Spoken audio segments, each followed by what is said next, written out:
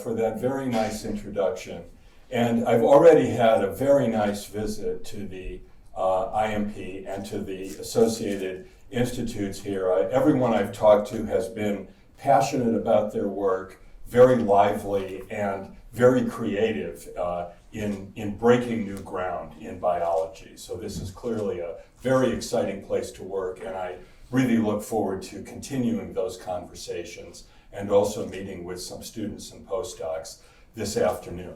Now I wanted to say just a word about Max Birnstiel, because I'm old enough that I actually knew Max Birnstiel. And I remember when I was a student, PhD student at the University of California at Berkeley, I went to my first Cold Spring Harbor meeting and was excited to see that he was one of the speakers at that meeting. And at the time, we were both doing the same kind of research.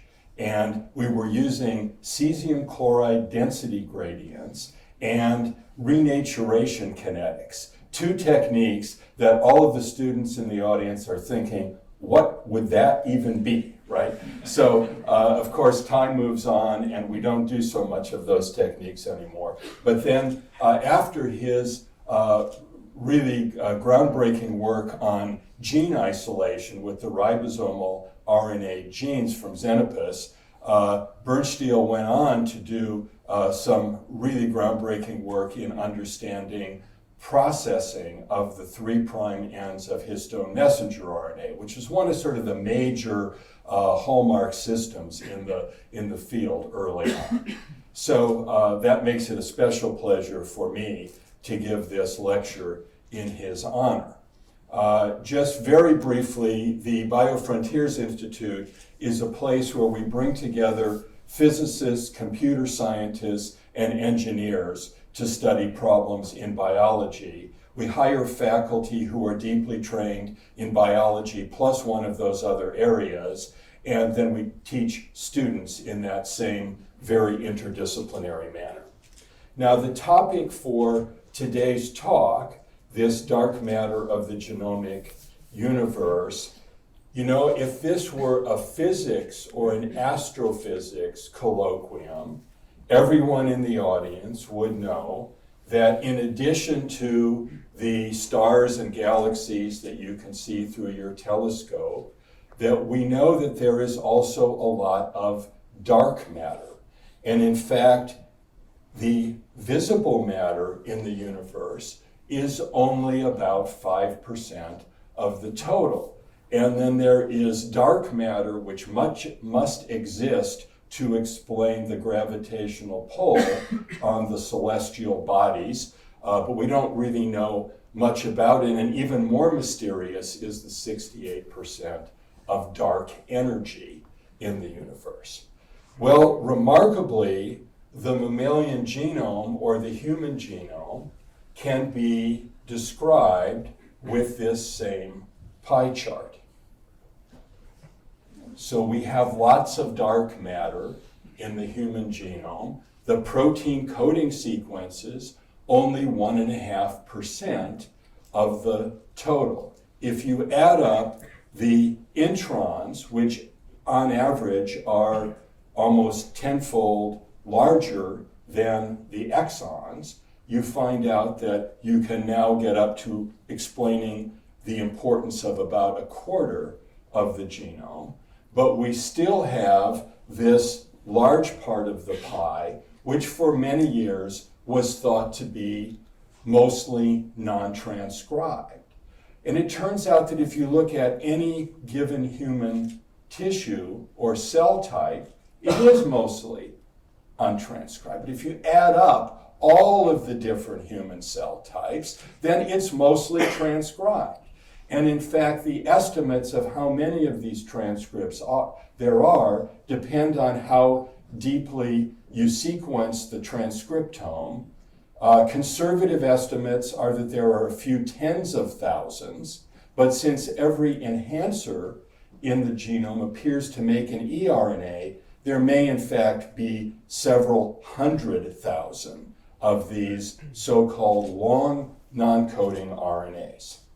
And so the big question for the present, but particularly for the students in the audience, because this is going to go on for decades, is do these long non-coding RNAs or link RNAs have biological function?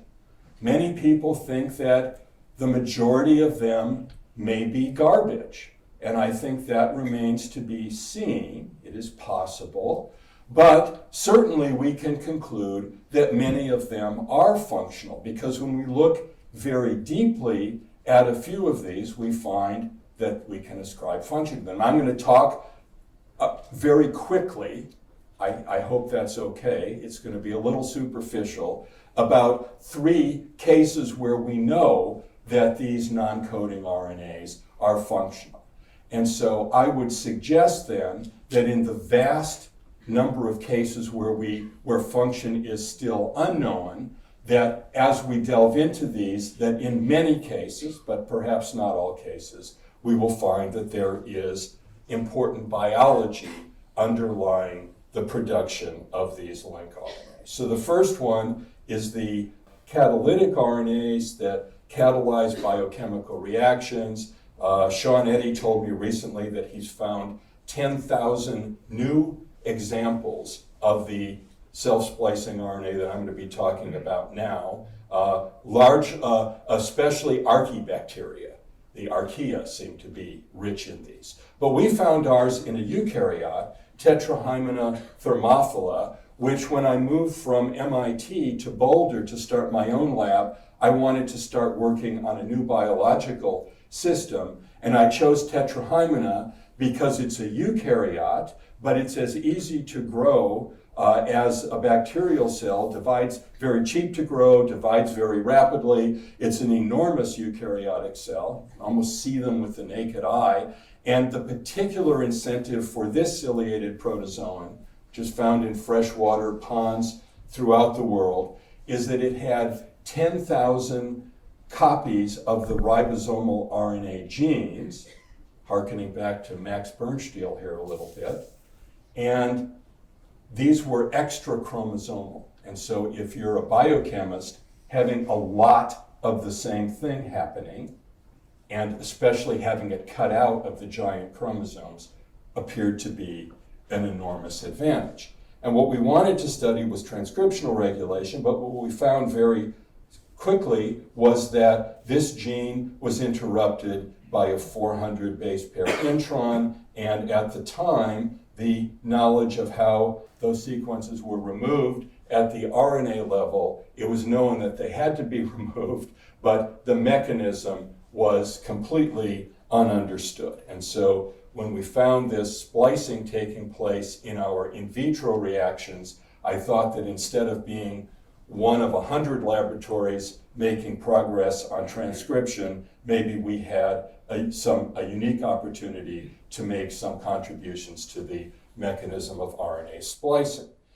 But we got confused very early on, and this experiment was particularly confusing, that when we purified the unspliced precursor RNA and mixed it together with a nuclear extract from the Tetrahymena cell, and we had already determined that some small molecules, GTP and a divalent cation such as magnesium, were required for the splicing reaction.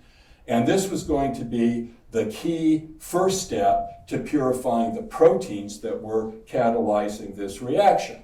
And unlike most experiments that any of us do, this experiment worked the first time. When we mixed the nuclear extract together with the unspliced RNA, we saw the RNA splicing take place. But there was a control experiment that was difficult to understand. And that was leaving out the nuclear extract made the same amount of splicing. So the splicing appeared to be independent of having components from the Tetrahymena nucleus, and this was phenol extracted RNA, and so we thought this must be an unusual protein sticking to this RNA that's able to survive the phenol extraction. So we tried many things which the students in the audience could probably tell me what you would do. What would you do to remove a protein from an RNA preparation?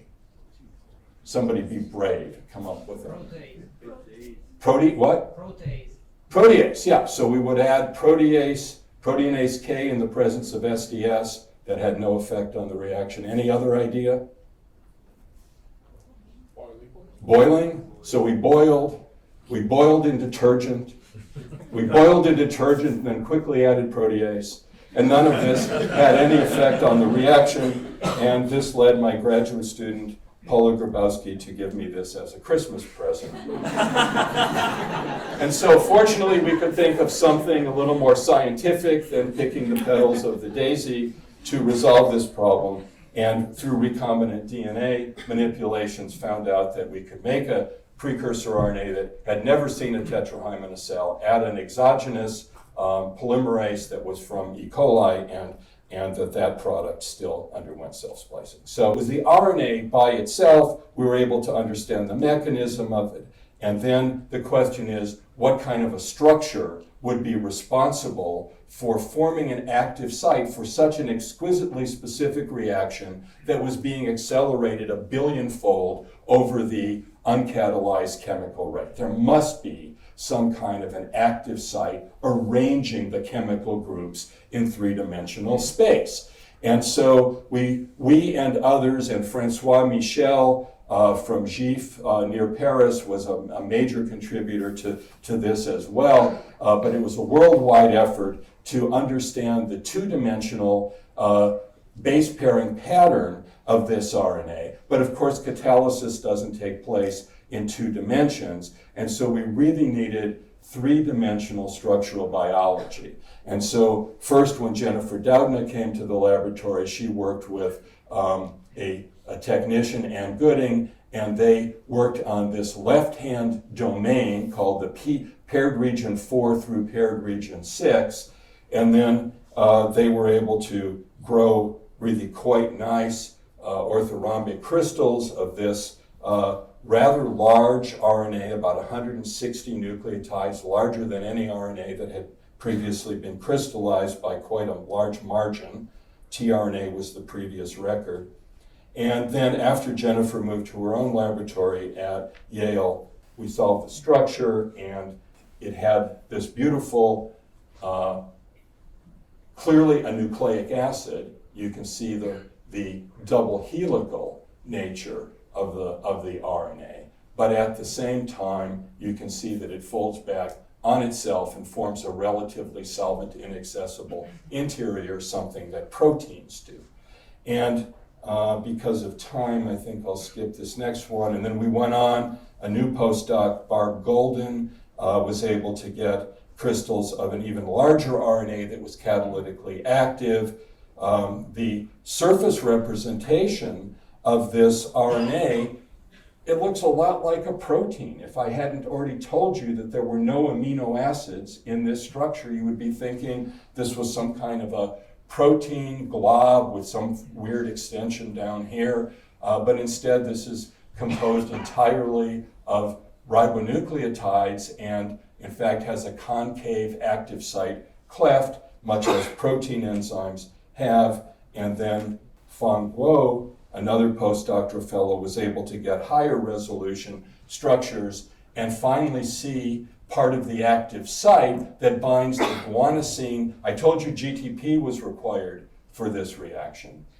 It's used as a nucleophile to cleave at the 5' splice site, and it's the 3' hydroxyl group that is the chemically active group. So how is that guanosine held into place? Well, by a base triple with a GC Watson-Crick base pair, but that gives the specificity. What makes this a high affinity interaction is the fact that it's part of a base triple sandwich, and there is a base triple above this triple and below and even below that, and it's these out-of-plane pi stacking interactions that stabilize the G, and then it gets its 3' hydroxyl oriented by the overall structure of the RNA to poke at the splicing. And so this led to the following evolutionary idea that Louisa already nicely described in her introduction, that maybe at the beginning, the origin of life, there was RNA serving as both information and catalyst, and then quickly, I think there would be small peptides produced by random chemical reactions and that if RNA could bind to these peptides, it might be able to enhance its stability or its repertoire of catalysis. A major event happened when RNA learned how to reproducibly make those proteins that it needed. That would be some kind of a primitive translational machinery. And of course, modern catalysis is carried out largely by protein enzymes, many of which have nucleotide coenzymes, which maybe are molecular fossils harkening back to the ancient RNA world.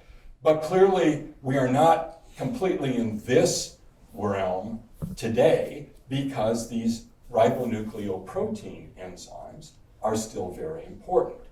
The ribosome being, I think, the most important example, an intimate collaboration between an intrinsically catalytic RNA that does the peptidyl transfer reaction, but proteins that are required to fold the RNA into the correct shape and to regulate the whole process of translation. So this moves me then from the RNA world into the next story, which is a story of a different ribonucleoprotein enzyme, again involving a long non-coding RNA, and this is telomerase, which maintains the ends of chromosomes. And as discovered by Liz Blackburn and Carol Greider, this enzyme has an essential RNA component, shown here as the purple ribbon. One of the things that the RNA does is it provides the template for chromosomal DNA synthesis at the end of the chromosome. Of course, in the vast middle parts of our chromosomes, you always have a Watson strand that can template Crick and a Crick strand that can template Watson. But at the very end, you don't have any complementary DNA strand, and that's what the RNA then provides. Then this by itself is not catalytic, sadly. It was not a ribozyme. And so when Joachim Lingner came to our laboratory from Basel, Switzerland, he spent several years and was able to finally purify the protein component of this RNP that was essential for catalysis, and that's the telomerase reverse transcriptase, which is evolutionarily related to retroviral and retrotransposon RTs. And it's this intimate collaboration between the RNA and the protein that is required for catalysis to take place. Now, the RNAs, though, are much larger than just this little template region. So what's all the rest of this RNA doing?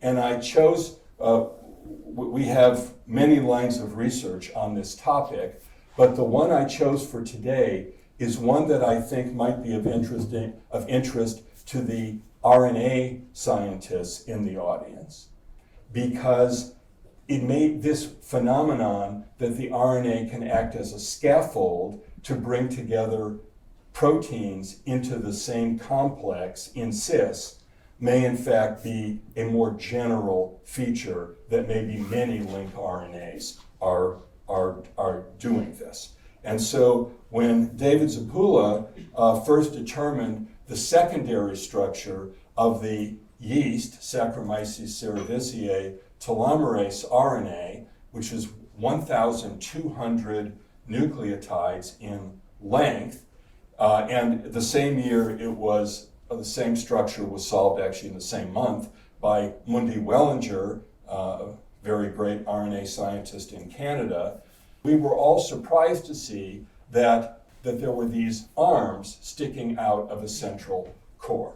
Very long, largely double helical RNA protrusions. The middle part of it made a lot of sense because the binding site for the TERT, the reverse transcriptase, was in proximity to the template region of the RNA, which is highlighted here by this black bar. So what are these arms doing? Well, they are recruiting different accessory proteins, which are responsible either, this one is called ever shorter telomeres number 1, first discovered by Vicki Lundblad and Jack Shostak. If you delete that protein from the yeast genome, the telomeres get shorter and shorter. It's not a catalyst, but it turns out it's involved in recruiting the telomerase RNP to the end of the chromosome. The Ku protein, the same one that's involved in non-homologous end joining, serves to locate this entire complex into the nucleus and prevent it from going out into the cytoplasm. And this SM complex, this ring of 7 proteins, is the same one that's involved in the 3' end stabilization of small nuclear RNPs, but it also serves double duty here with the telomerase non-coding RNP. So we came up with the idea that maybe this RNA was just serving as a flexible scaffold for bringing proteins into the complex. And if you put the proteins in size relative to the RNA in an approximate way, you can see that there's really a lot of RNA here and relatively small proteins hanging onto these various stems. And now this model that the RNA might be a flexible tether or scaffold for protein attachment is really sort of the opposite of the ribosome, right? In the ribosome, everything is precisely positioned. You can even crystallize ribosomes, and that's been done, right? And therefore, this RNP is sort of the opposite of the RNA acting as a flexible scaffold. But maybe other RNAs are different. And so we tested this idea for both the Est1 protein, I'll show you a little data, and also for the Ku protein. And the test was as follows. We knew that if we deleted the part of the RNA that binds to the Est1 protein, that complex would no longer be able to maintain telomeres in vivo in yeast. The telomeres would shrink and the cells would undergo senescence when the telomeres got critically short. But what if we, in addition to deleting this Est1 protein binding arm, reintroduced that nucleic acid sequence at a completely unnatural position, either way out here near the Ku binding arm, near the core at position 450, or way out near the 3' end at position 1033. And it turns out that the genetic analysis, which was also backed up by biochemistry, was that all of these, that the deletion, the cell senesced, but the deletion plus the reinsertion at any of these unnatural positions, any of these would complement the deficiency of the TLC1, which is the name for, which I forgot to say, for this gene that encodes the telomerase RNA. Well, the next question that we asked was, if this really is sort of beads on a string, then is the string length even important? So David Zapula drew a red box around the 4 regions of the RNA that we knew were functionally important, and erased everything else by doing a lot of cloning, and found that this mini t, which was less than half the size of the natural RNA, was still functional, both in vivo, was able to maintain telomeres and the cells continued growing, but also was actually better in biochemically, a better telomerase than we could ever get with the natural one, presumably because a large RNA like this is very prone to misfolding when it's produced in the test tube, and that a smaller RNA has less probability of folding badly. So these arms are important, but it's not very important where they are, simply that they be there. And it's very different from my right arm, which probably wouldn't be very functional if I attach it to my knee or to the backside of myself, right? It works best when it's here attached to the shoulder. So this led to a revised model for the evolution of biocatalysis, that this isn't just a one-way street, that RNA is becoming less and less important as time goes on, but instead, sometimes a functional ribonucleoprotein complex can sprout a new arm, perhaps by recombination, and that brings in the possibility of then binding a new protein. And if that is advantageous, that gives a selective advantage, then that event is secured for a while until the next thing that works better happens. Now, I wanted to just spend 2 slides talking about something much more recent. So where have we taken our analysis of the telomerase ribonucleoprotein particle? And live cell single molecule imaging has become a very exciting way of looking at the way in which telomerase searches for chromosome ends. This technology was brought to us by Jens Schmidt, postdoctoral fellow who came to the lab from MIT and had done this work on using related technology as a graduate student. And the other thing that happened about the same time, about five years ago, was the ready availability of CRISPR gene editing. And this was critical for this experiment because if you overexpress one component of a multi-component complex, you of course get a lot of subcomplexes, a lot of inactive stuff, and then when you do the imaging, you're watching irrelevant molecules move around the cell.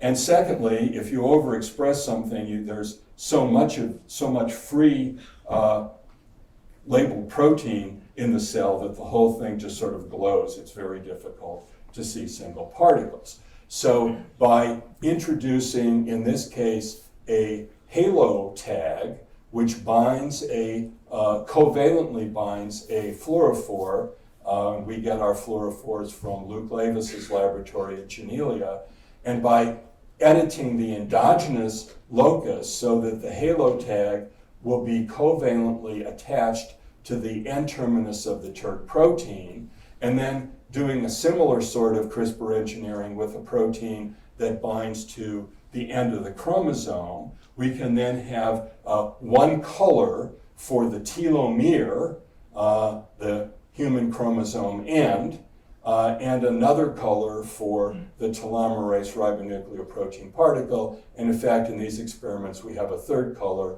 for the Cajal body, which is a site of RNP maturation, actually not completely understood at this point. But as you'll see from these pictures, it is not a warehouse. The Cajal body is not a warehouse or repository for RNPs because the molecule visits it rather transiently. So now you're going to see only a few telomeres, maybe about 10 red spots in this particular Z plane of a Z stack, and then multiple telomerase RNPs and a couple of Cajal bodies shown in blue. And what you'll see is that most of the telomerase is exploring the nucleus by rapid diffusion.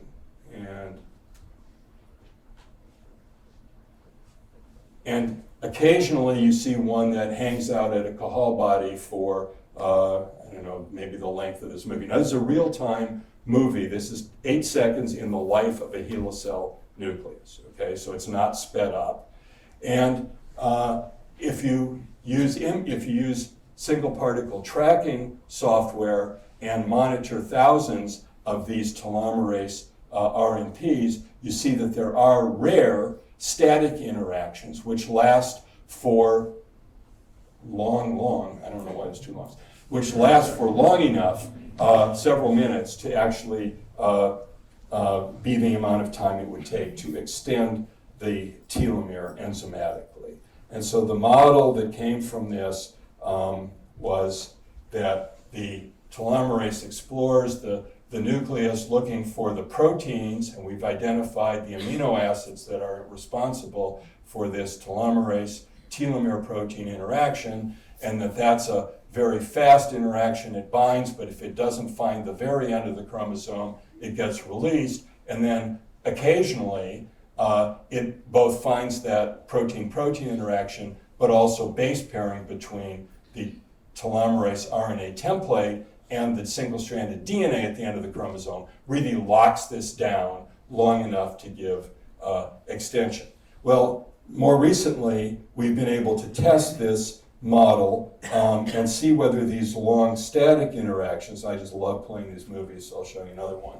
But you can see here, there's a place where a green telomerase is sitting with this red telomere for the entire length of this movie. So are these long static interactions really dependent upon base pairing as well as the protein-protein interaction? And so we were able to obtain from Geron Corporation a drug which is in clinical trials called imetelstat, that is basically a chemically stabilized antisense nucleic acid.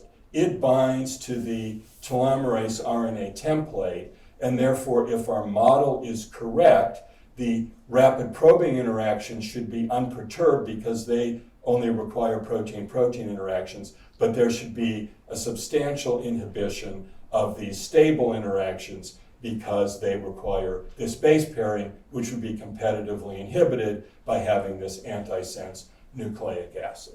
And that turned out to be the case. Geron also provided us with a control drug, which has a couple of mismatches in the pairing region. It has no effect on the number of long static interactions, but when we add the actual drug, we see a substantial decrease, and this has a nice dose dependency, which I'm not showing here.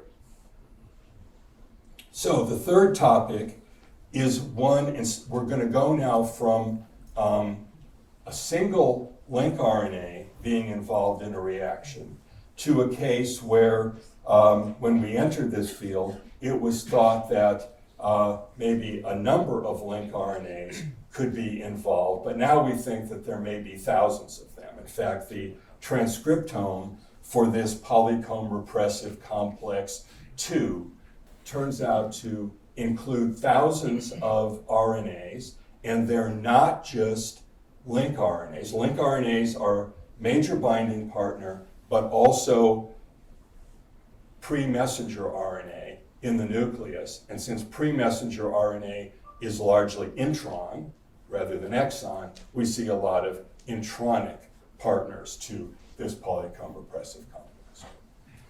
So many of you work on epigenetics and probably know more about it than I do, but for those of you who don't, I will just quickly say that this H3K27 trimethyl mark introduced exclusively by PRC2, and the active site is in the EZH1 or EZH2 subunit of the complex. It has a set domain that does the histone methyltransferase reaction.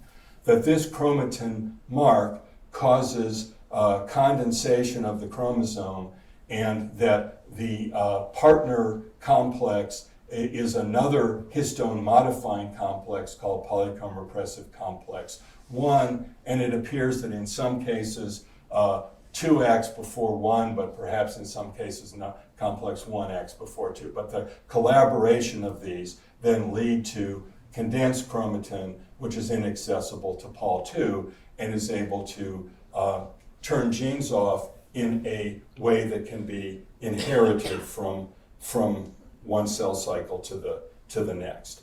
And so the picture that excited us and brought us into this field was the following one, and that is that RNA might be an important recruiter of this polycomb complex. So this was, I don't credit the authors of this beautiful cartoon, because it turned out that almost every detail of this was wrong. But that's okay in science. I mean, these were pioneers in the field. It's a very difficult system, and I don't want to embarrass them by going into detail about why we now think that each of these steps is really not quite as shown. But in any case, the idea was that Pol-2 makes a particular RNA. They thought it was a two-stem loop that was the critical recognition element. They thought that Sus12 subunit of the polycomb complex was the major binding. But in any case, the idea is that RNA can recruit the silencing complex to a particular gene, and then that it would methylate K27 of the N-terminus of histone 3, and that this would then close this down. So you get a little bit of transcription and then epigenetic silencing. So in order to study this, most of the other labs studying this are doing genome-wide experiments, transcriptome-wide experiments. We decided to take a biochemical approach because people in the lab know how to purify complex protein complexes using baculovirus infected insect cells. And so we are doing biochemistry. And because there are a lot of real biologists in the audience, I want to assure you that I understand that biochemistry is likely to give an incomplete prediction of what happens in vivo. But I would argue that biochemistry usually tells you the fundamental capabilities of molecules, and then when the activity in vivo is quite different from the prediction, then that's exciting, and that will spur a search for the factors that make it different. And so what we have found by working on this for several years is that the reason that PRC2 has such an enormous transcriptome is that the motif that it recognizes is simple and common in many RNAs. All it needs are guanine residues. It's better if these are in groups of 2 or 3 or 4 or 5 or 6, and the spacing between these blocks of Gs can be variable. And so it's a very sort of a loose recognition motif. It just needs some high G content. If those Gs turn out to be organized into a G quadruplex structure, as often happens at least in vitro, then that's a particularly high affinity target. And if those Gs are hidden in Watson-Crick base pairs, there's very little binding to such structures. And we've demonstrated this affinity both in vivo and in vitro, and we think that this explains the promiscuous binding of PRC2 to so many RNAs. Now, so what does the RNA do once it binds? And this idea that it could be a positive recruiter should not be eliminated, but certainly we now know that the fundamental activity is that RNA inhibits PRC2's histone methyltransferase activity. This was first proposed in papers by Jeannie Lee from Harvard and Danny Reinberg from NYU. And we wanted to confirm and perhaps extend their finding. And in our first experiments with an RNA that's a good binder, you can see this RNA has a 50% G content, has a very simple sequence, GGAA repeated 10 times. We saw that, and here on a Kumasi gel, you can see the subunits of the PRC2, purified complex, and then we're adding nucleosomes to this reaction, and also C14 S-adenosylmethionine as the methyl donor. And so if the reaction occurs, the histone H3 is shown by phosphorimeter trace here to be deposited on histone 3. Now what we found was what had been already proposed by Lee and Reinberg, that adding RNA inhibited the reaction. But we were lucky and were able to determine something more, which was that there's a self-methylation, an automethylation a pseudo-substrate loop on the surface of PRC2 that it drags into its active site in cis and methylates. And this is another level of regulation that we haven't published this yet, but this is it's on bioarchives at the current time if you're interested. So why was that interesting? Well, that was not much inhibited by RNA at all until you got out to enormous concentrations like 40 or 60 micromolar, and then you see a very small amount of inhibition. So it looks like the RNA is not an active site inhibitor, because then you would lose all methylation. So what is the RNA doing? And when we made a complex between trinucleosomes, in this case, and PRC2, so here by gel electrophoresis is the mobility of this rather large complex that contains both 5 subunits of PRC2 and the DNA and the histones from the trinucleosomes. You can see that if you add in a non-binding RNA like poly A, that not much happens. The complex is quite happy. But if you add in a good binding RNA, as soon as you get to a concentration of RNA that is stoichiometric with the PRC2 concentration, you can't form the complex anymore. The trinucleosomes are running as free trinucleosomes. So it's the docking of the PRC2 to the chromatin which is inhibited by RNA. Well, what could that mean? Is it some kind of an allosteric problem or allosteric conformational change? And Xuan Wang, the graduate student who worked on this, made a very exciting finding when she was studying how well the PRC2 bound to, in this case, mononucleosomes or trinucleosomes. She did a nice control where she left out the histones entirely and just tried binding to the same DNA that was used to assemble the nucleosomes. And by the way, I should credit Carolyn Luger because she moved to our department at about this time and she taught us how to make really high quality mononucleosomes, trinucleosomes, and oligonucleosomes, larger nucleosome arrays.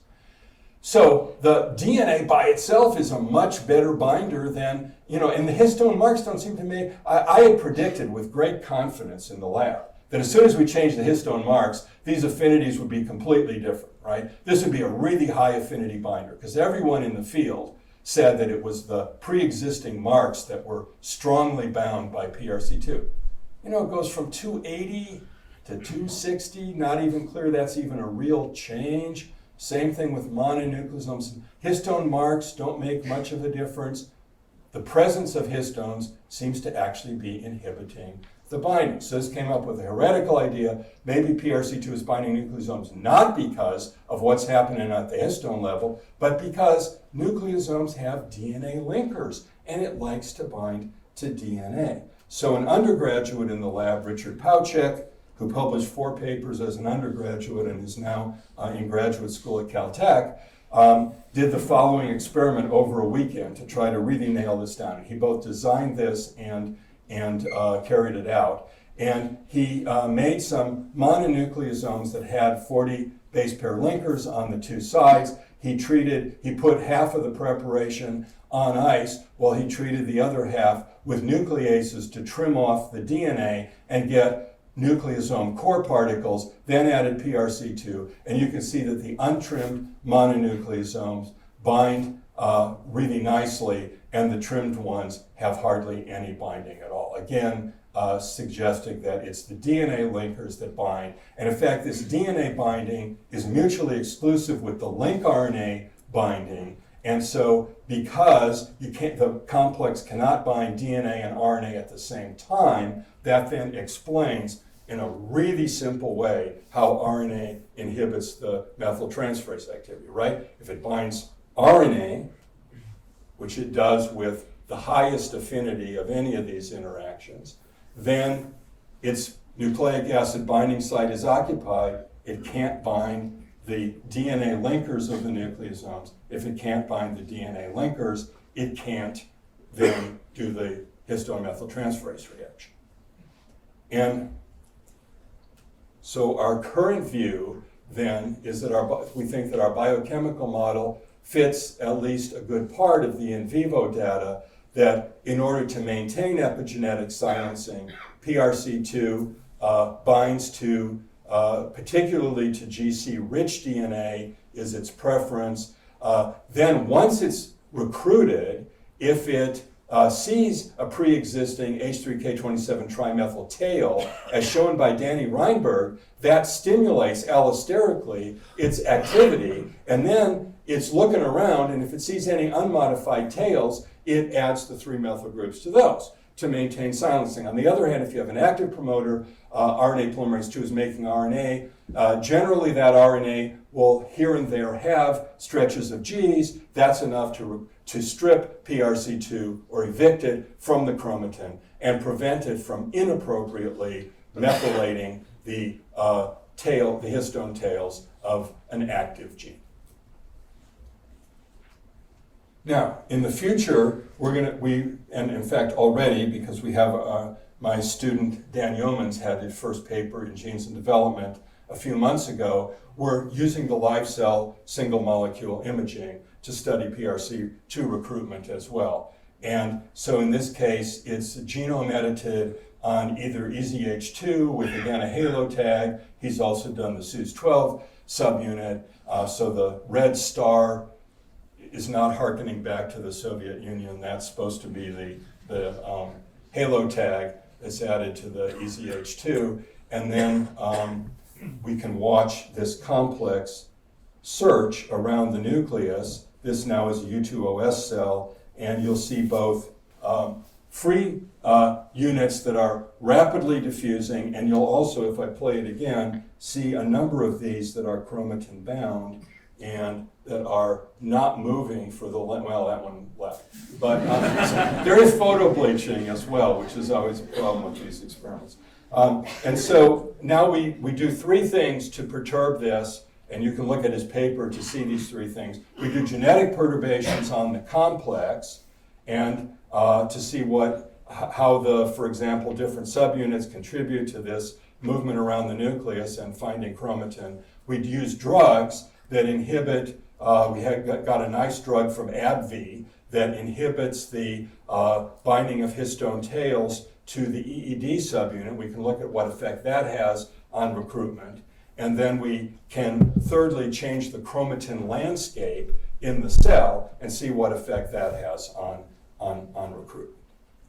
So in conclusion, link RNAs. I don't know what 100,000 of them are doing, but I know something about 3 particular systems that I've told you about today. First of all, RNA can be an enzyme. The principles of folding are very different from protein folding. You don't have hydrophobic core formation. Nonetheless, you can form a good active site out of RNA. These catalytic RNAs, also called ribozymes, can bind small molecules.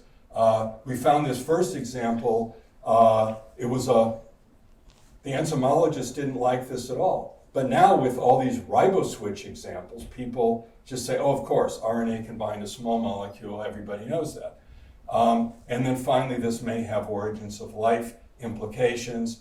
Telomerase is not a ribozyme. It's an intimate collaboration between a non-coding RNA and protein. The RNA subunit provides not just the template, but also this scaffold to bring a number of accessory proteins into the same RNP complex. And CRISPR genome editing and the halo tag now allow us to watch the way that telomerase searches for the telomeres by single molecule live cell imaging. And finally, how does RNA regulate epigenetic silencing by PRC2? PRC2 recognizes protein-free DNA in the chromatin, and because RNA binding is mutually exclusive with DNA binding, therefore RNA can evict PRC2. We haven't given up on the idea that it might in some cases recruit PRC2, and we're now doing genome editing of stem cells with forms of PRC2 that cannot bind RNA to try to understand how important it might be in that context. And for the students in the audience, This is your job. Many other functions are waiting out there, yet to be discovered, and I would like to thank the people in my lab, both former and present, who have worked on the Telomerase project and the epigenetic silencing project. Thank you for your attention.